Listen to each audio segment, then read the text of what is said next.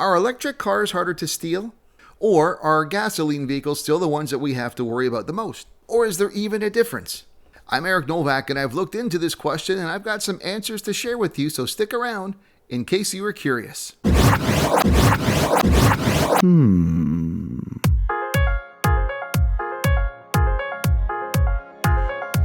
Unless you've been living under that proverbial rock that we sometimes talk about, you've probably noticed that there has been an increase in auto thefts the past couple of years. It's really on the rise, and you may have also noticed at the same time that we're seeing more electric vehicles on the market. So it's probably a logical question to then ask, are EVs easier to steal? Or is it really still about gas vehicles, or does it even make a difference?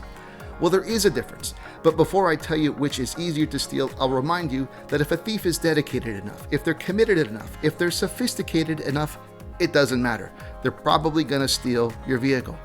However, it does turn out that due to a few different factors, EVs are actually more difficult to steal than gas cars. What are those reasons? Well, let's get into it.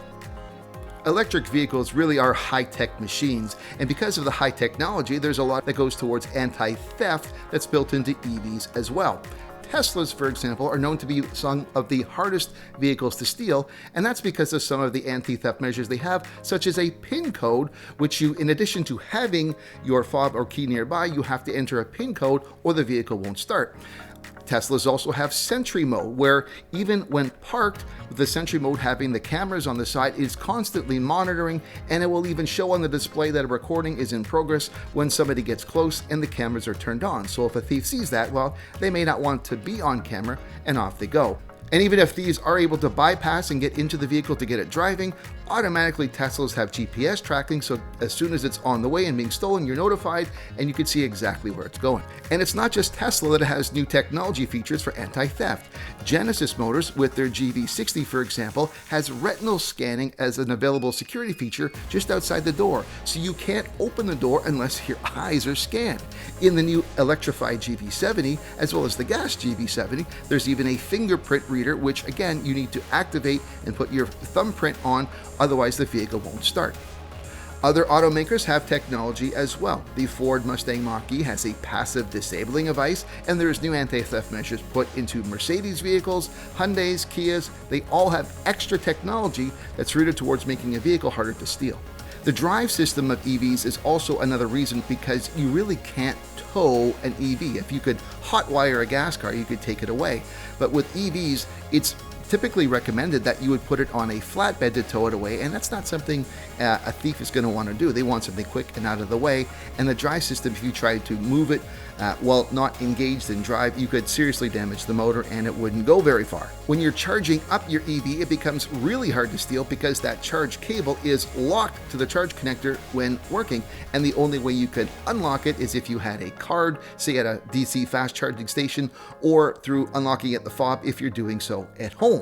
That's actually another good safety benefit if you like to warm up a vehicle or precondition it in the wintertime. Gas vehicles are often stolen while someone's got it warming up in the driveway on a cold winter morning. Well, when it's connected, it's locked, it's preconditioned, and it's much harder to steal. That's an extra safety device. Now, if you are charging at home, you could be doing so in your garage. And really, there's no better way as an extra layer of security than to keep that vehicle hidden and out of sight while charging in your garage. That's another benefit. Now, a dumb thief might say, well, that's fine, I'll just cut the cable and get rid of it that way. Well, that would be a dumb thing, because they're probably going to get electrocuted, and you don't want to die when trying to steal a car. Most cars are stolen by crooks to be used in another crime, or by high-end thieves who are taking it to be shipped overseas and sold there.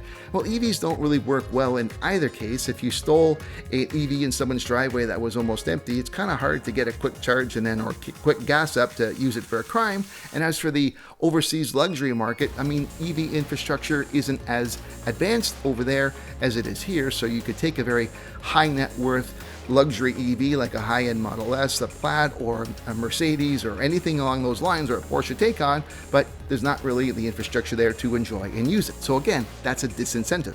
But there is one area of concern that EV owners should be wary of, and that is the charger cables themselves. If you home charge, you need to make sure that your cable is locked away in your garage. The charger unit itself is somewhere safe that's not so easily accessible, because charging units, home chargers, and cables are popular to be stolen.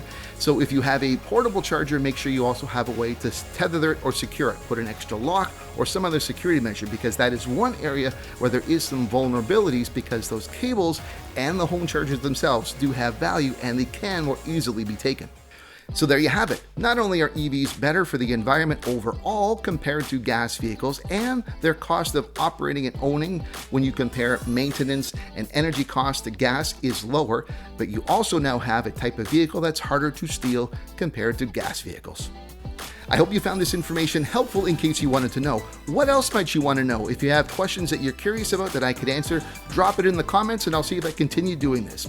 Now, hey, if you're not subscribed to my channel, please consider doing so. And if you are subscribed, make sure you have rung the bell so that you're notified of every time I upload something new. Well, that's it for now. In case you were curious, I'm Eric Novak. Thanks for watching.